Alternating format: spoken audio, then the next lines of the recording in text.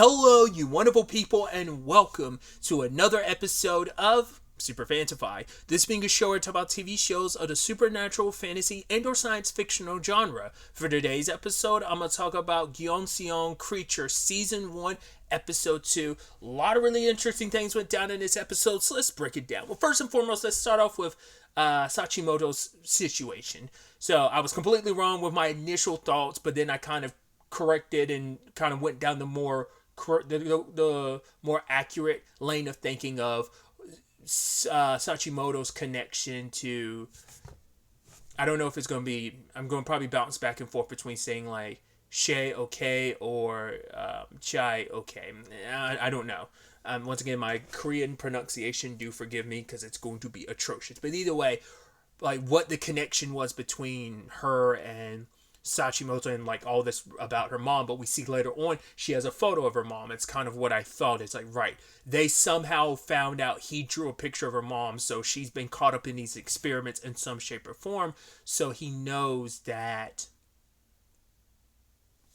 So that's why they know we have to find this guy, because he's the only one that would know. Wait, he drew a picture of my mom. The only way he could have done that is if he crossed paths with her, so he might know where she is.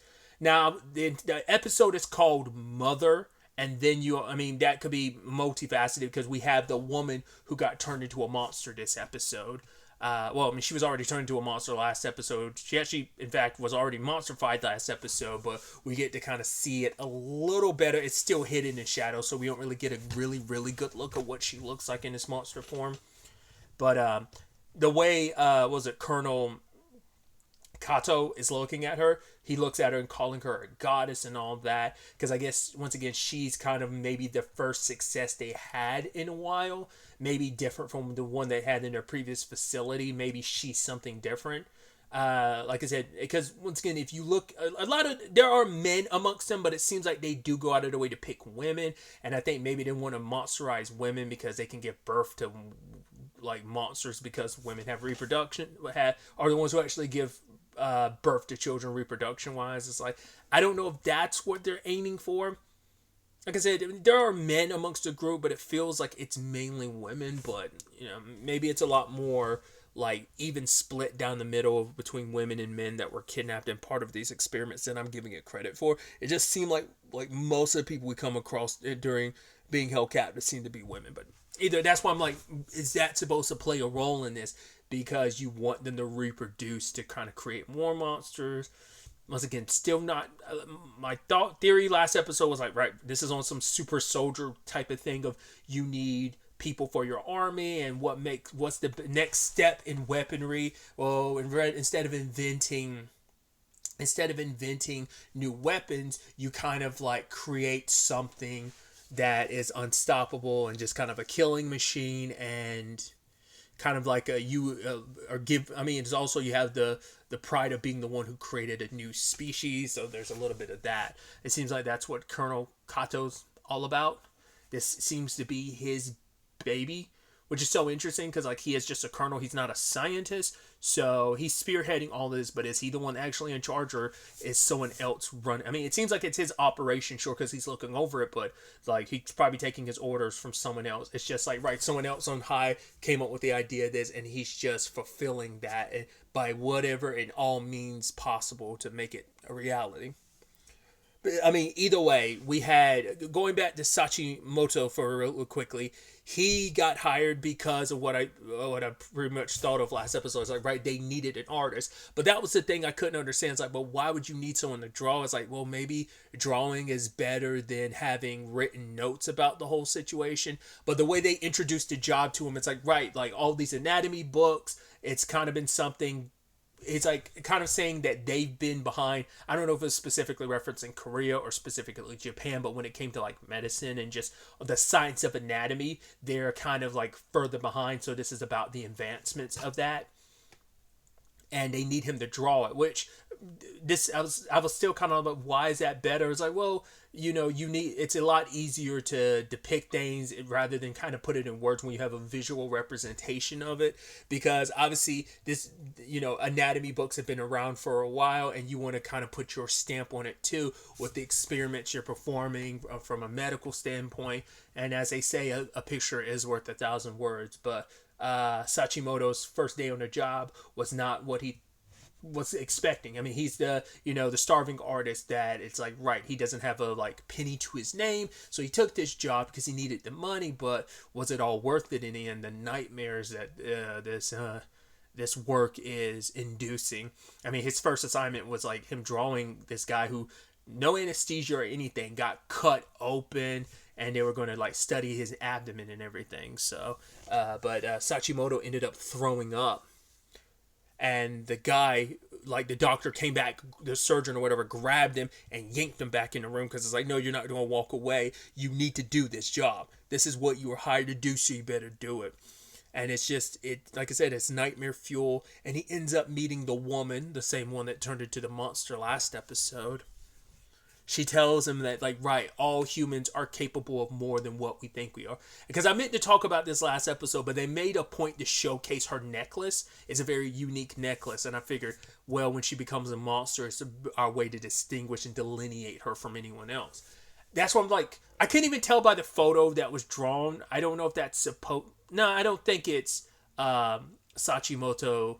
That's definitely not the photo that Chayoke has is not that lady. Because I'm like, if it was, why would he have that photo and have left it somewhere?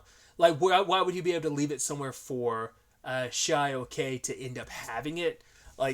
To later on, he is at Juntae's, the bar that he kind of frequents. I don't know if he necessarily owns it, but he's there a lot. Because that is the same bar that Chayoke and her dad went to, and it's like, oh yeah, we heard this artist frequents this place, which is so interesting because I don't know if the bartender noticed it now, but maybe he had never been there. Well, because they had word that he frequented it, so why are they lying about it?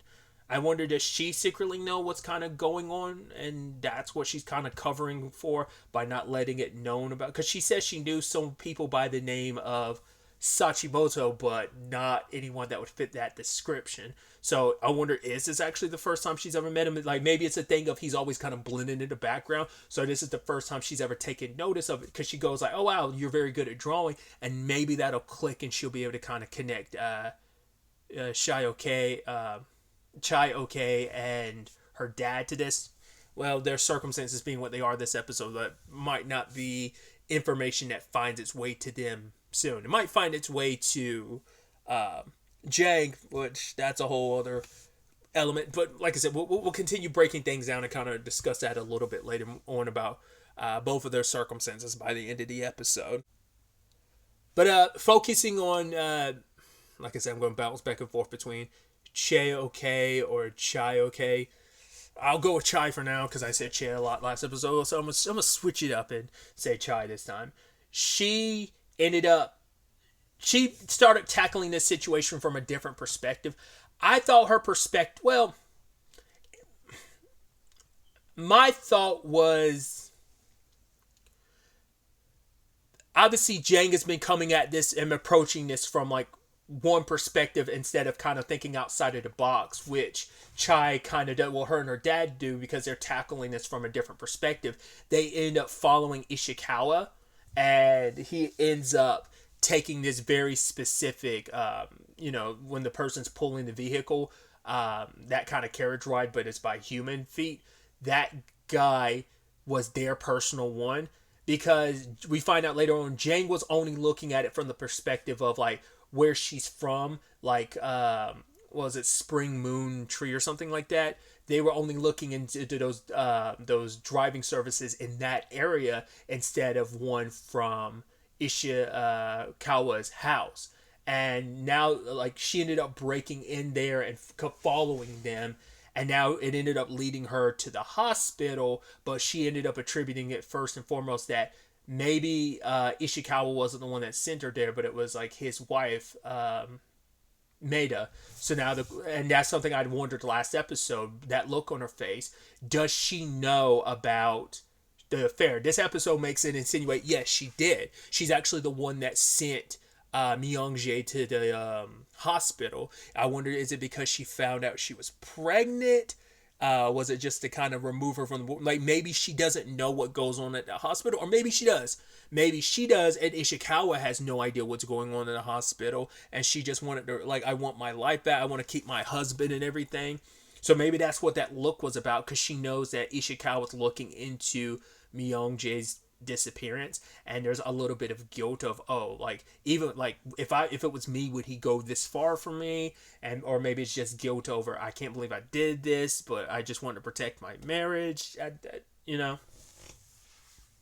we haven't spent enough time with her to really get to know and fully understand her motives, because it's a very specific hospital that you have to have like a lot of connections to be able to get into in the first place.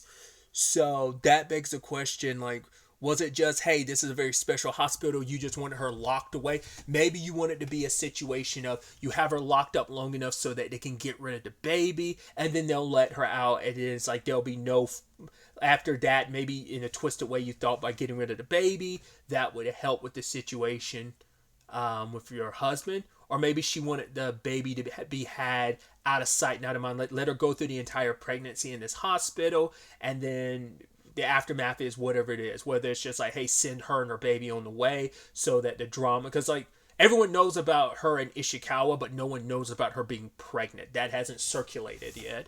So Maida might be the only one who, well, outside of Ishikawa, she might be the only one who knows about Myung-jae being pregnant. And maybe she wants to keep it that way. That's why she wants the entire pregnancy, not just like, oh, later trimesters, the entire length of the pregnancy to happen out of sight. And maybe, like I said, maybe she wants something to happen to baby. Maybe she doesn't. And she'll kind of swoop them away and like, oh, you can go wherever, but just have the baby. I don't know. Like, there's that possibility, but like I brought up before, there's also the possibility she knows about what's going on in the basements of that hospital as well, and she just specifically wanted Myung-jae removed from the equation, and why not just sign her up for this thing that you're aware of, that they got test subjects. So once again, we don't have a clear enough motive for why she would want to, what she was planning to do with this, but it does put her at the top of the list of like, right, she had just as much motive as anyone to get rid of her, because she knew about, you'd assume she knew about the affair considering this sequence of events, but it's like, it seems more and more likely. It's just unclear at this time, so there's a lot on that front. Really quickly, focusing back on Chae-ok, her movements this episode it reminded me of like two things. One, it reminded me of some like parkour Mirror's Edge, how fast and nimble she is. But then also it kind of reminded me, if you've seen Alice in Borderland, she gives me Usagi vibes as well. So with just like her quick movements and nimbleness. But with this information about the hospital being a potential location they need to check next for Myung-jae, Chae-ok and her dad were just going to find a different way in on their own. But Chae kind of pushing Jang's buttons because he feels the need to, he doesn't know why, but her thinking less of him. He's like, no, I'm going to prove it to you. I'm going to do things my way. I'm going to pull out all the stops. So he ends up seeing his buddy Jun Taeok and ends up saying like, hey, give me your ID and we'll sneak into the hospital. I won't tell you the reasons why, but here I'm going to pass you on some money. Do whatever you want to with your little independent like revolutionary party that you're trying to lead and be a part of. Like, do whatever you want to with the money. That's none of my business, but help me out in the end because you are my friend and you want to help me out because this is all, because at first he was like, well, if this has anything to do with Ishikawa and all that business you mix up in, do not mix me up in it, because Jang is even more tight like on schedule. I mean, once again, the cherry blossoms are blooming, but there's also the element of the wolves are circling. they smell blood. I guess sharks would be the more apt thing, but they smell blood in the water because that guy who was coming there for the porcelain pot last episode is back now trying to make a scene, and Zhang's squad all roll up with the guns drawn ready against like this guy and his samurai buddies because he's trying to start shit, because once again word has already gotten out that Ishikawa is going to take everything away from you, so eventually this place will be under new leadership, and most likely with Ishitaka, I mean that's probably why these samurai in particular, these guys are starting to shit, is because they're like, right, whoever owns this won't be Korean. Even if they are, they'll fall in line, but it'll probably end up most likely being a Japanese establishment, or at least being run by someone of Japanese. But like I said, it could just easily be someone that's Korean, but who's more willing to fall in line, unlike Jang to some extent. So it's like this will only get worse. It will embolden a lot more people to kind of step out and challenge Jang. So they're kind of in this rock and a hard place, because the longer this whole thing draws out, the more pressure Ishikawa is putting on them, and that's what's going to start reflecting heavily and badly on the business and compromising everything they've built for themselves. So, but yeah, they end up using Jun Taek's ID to get inside, and they're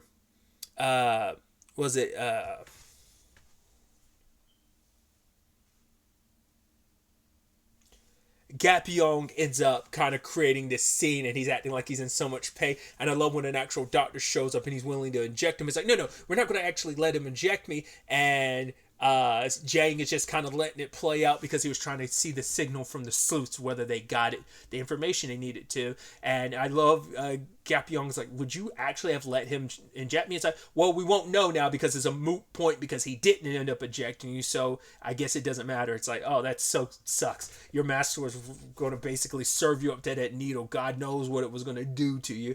You know, he was a little nervous, but it's kind of like, you're kind of a sacrificial lamb to some extent. It's like, yeah, you needed to take one for the team because this is about the greater mission, because this isn't just about me, this is about all of us. I'm sure Jang would kind of spin it that way.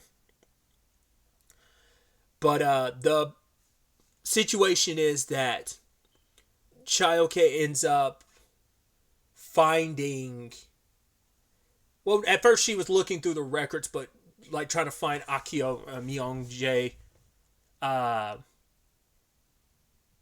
Akio, yeah, because Akio's her last name. I was about to say, like, is Akio Sachimoto's last name? I don't think it is. I think it's Myongjae is who they were in fact looking for.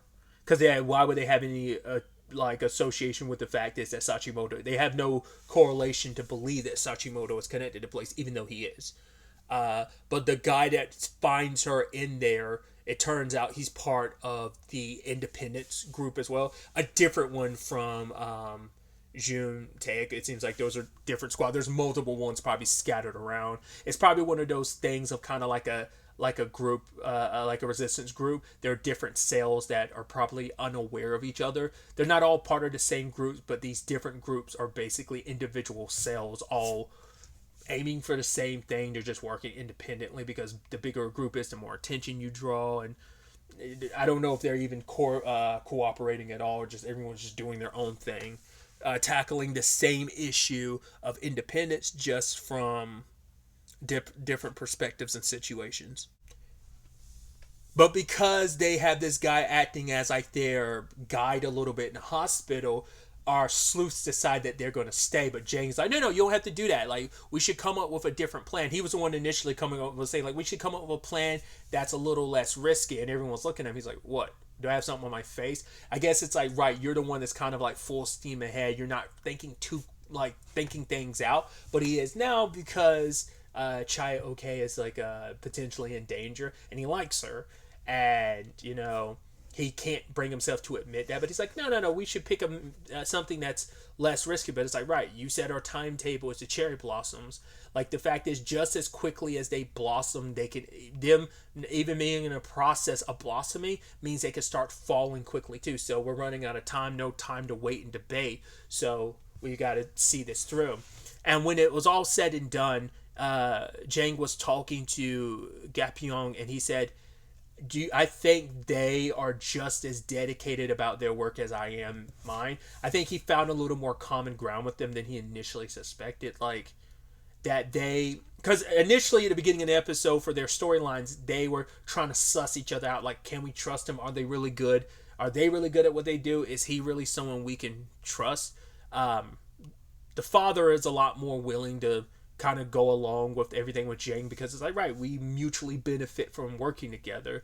Chayo is the one who's had the like most reluctancy about the whole situation. But maybe it's just in his mind, it's like, when he looks at the sleuths, the fact is their willingness to go as far as they do for the work is kind of the same work ethic he does. Yeah, we might be going about different things, but we kind of have that insatiable, like, when we put our all into something, we go all the way. Maybe, like I said, he found a little common ground with them in that capacity. Like, yeah, they are just as dedicated about what they do as I am. In fact, Nawal calls him out saying, like, oh, you're worried about her, you must be lovesick. He's like, no, all the beautiful women around here, I have never caught my attention. It's like, yes, but that proves that you are lovesick, that all these women around that are so great, you are supposedly so great, but no one's caught your eyes until this girl. It's like, especially because multiple times he gets awestruck by how beautiful she is, like how she was dressed up when they were going to the hospital. He was just gawking, not staring,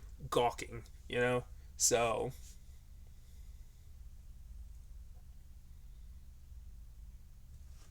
to kind of help out with the situation, he ends up using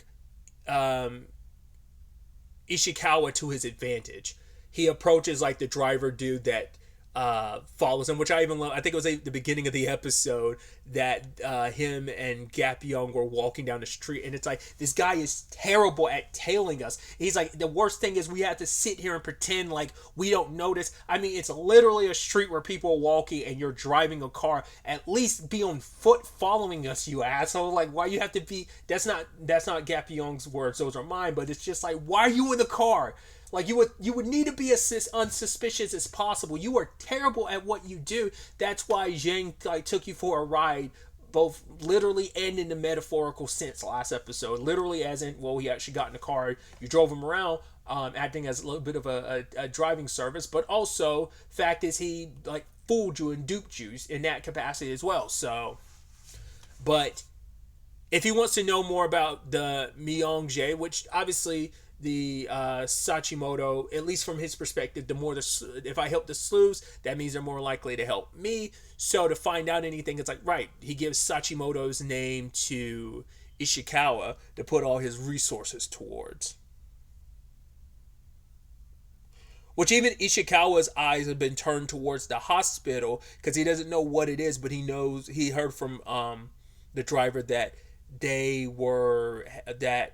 Zhang and his squad were headed to the hospital. So that's definitely going to be something that's going to catch his eye. Because if he manages to find Myongjae on his own, what does that necessarily mean for Zhang? Even if you point him in the right direction, you're the reason why he might find out about Myongjae. He still might use it as a situation where I found her on my own. The deal was for you to find her. You didn't. The technicality of it all, even though like you were the reason why he was there. Because that's why he's trying to get ahead of you. Because he's trying to see like, okay, you're pointing this direction. I'm going to follow behind you really closely so that I can up in this whole thing, get Myongjae, but also like screw you over in the process. I think that's why he's going so. I mean, he's also keeping an eye so that, once again, that Jang doesn't cut bait and run.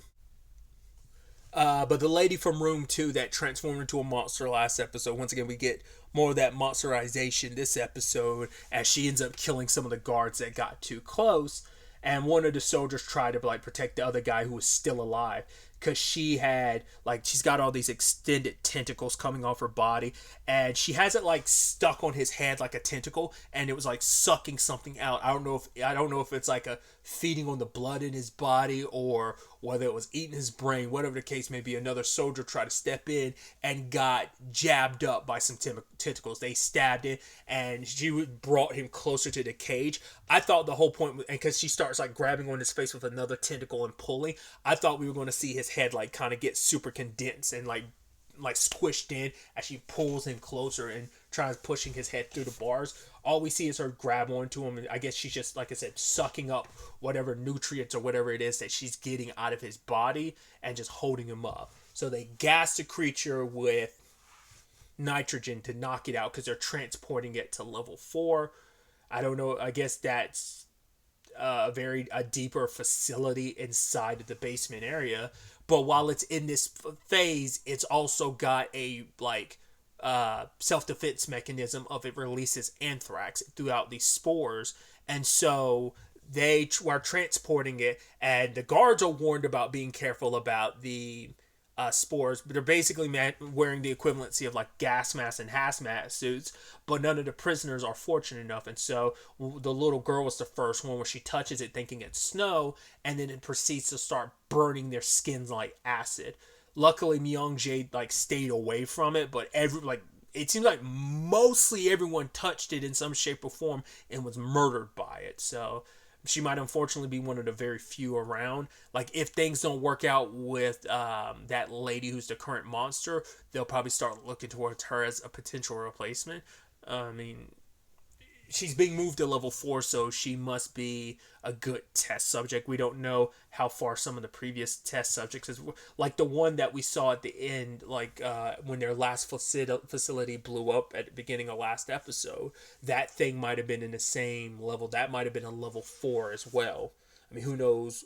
Or at least being put away in a level 4 area, but who knows what the levelings are. Is like level 4 the highest? Does it go higher when it comes to the security prisms that these creatures are being locked up in because they're such good test subjects? And this is an opportunity to really study, as Kato put it, this wonderful goddess or whatever. But because of all that, the military shut down the hospital and they've put up a large defensive line. The military is making sure that no one gets out, but no one gets in. So our sleuths are stuck inside, and obviously Chae-ok is on the inside in the basement, and she ends up hearing the monster. So I mean, it's still locked up, but because we did so kind of walking by some cells, but it's not the same cells. I think she's not in the deepest area yet. I mean, when she comes across those cells, she'll run into Myung-jae, but like those cells will mostly be empty potentially. So I mean, it's so sad because all those people that die, and all you see is Kato being like marvelous, looking at the effect. Like, he is, like I said, he seemed like he's just a soldier, but maybe he actually is a scientist. I wouldn't assume so, but maybe it's just the destructive power is all that he cares about, like looking at it from that perspective. Because he sounds very like Frankensteinish in his, like he is very, I think he's supposed to be like the equivalency of like a Victor Frankenstein in some way. But like I said, he just seems more like the soldier rather than the scientist. But maybe he is a Victor Frankenstein just without the science element to it, because he has other people to handle the science and experiments. He gets to overlook everything and reap the benefits or rewards, or the perceived benefits and rewards from having these monsters. Once again, what the necessary end goal is, speculated, but still it's unclear at this point in time. They get visited by the one of the nurses they ran into in the hospital. Turns out she's part of an independent group as well. I guess the same one that guy that's helping out Chae-ok and her dad, because she does the same symbol of bringing down the ring finger, because I guess that's their specific symbol for representing their group. That's their sigil kind of sign. Because that guy's there because he was looking for his brother, who was like taken to this prison because he was like had a high fever, and he brought him here. But once again, you go into this hospital, there's no coming out, especially when you go to the basement.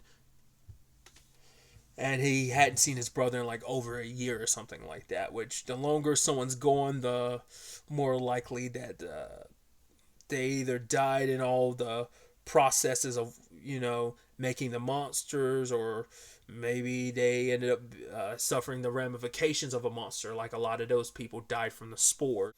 But yeah, like the nurse had came to tell them like I don't know what's going on. She's like, no matter how much we try to sneak people in there to figure things out, we're still none the wiser about what's going on. And she's kind of breaking down because it's like all those people died and we just don't know why they were. I would assume she saw all the bodies that were being toted out. Toted out. I don't know why I said toted.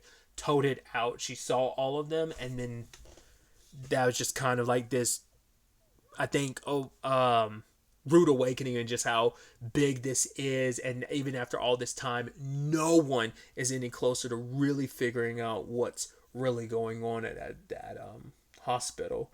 But Jang decides to take it upon himself that he's going to find a way in because he doesn't want to just leave her alone. Once again, it's kind of a one-way street with this love situation, but he's so fascinated with her that he actually does care about her. I think it's a thing of he puts up this facade of like, yes, it's a little him, but I think he leans into it more just to protect himself because that's just how he's managed to survive. It's always been about surviving, and now it's like, oh, I found someone I find so interesting. I've kept my distance from so many people except for the people I work with, but I've kind of closed my heart off to a lot of people, and for the first time my heart's kind of beating, and I can't ignore it anymore. It's kind of making me do all these irrational decisions. I mean, once again, he's got a ticking clock regardless, so for him it's like, well, I like her, and maybe it's also like he'll use an excuse like, well, the quicker I get to her because she made it clear Myung-jae is there, so this is going to help me in the long run,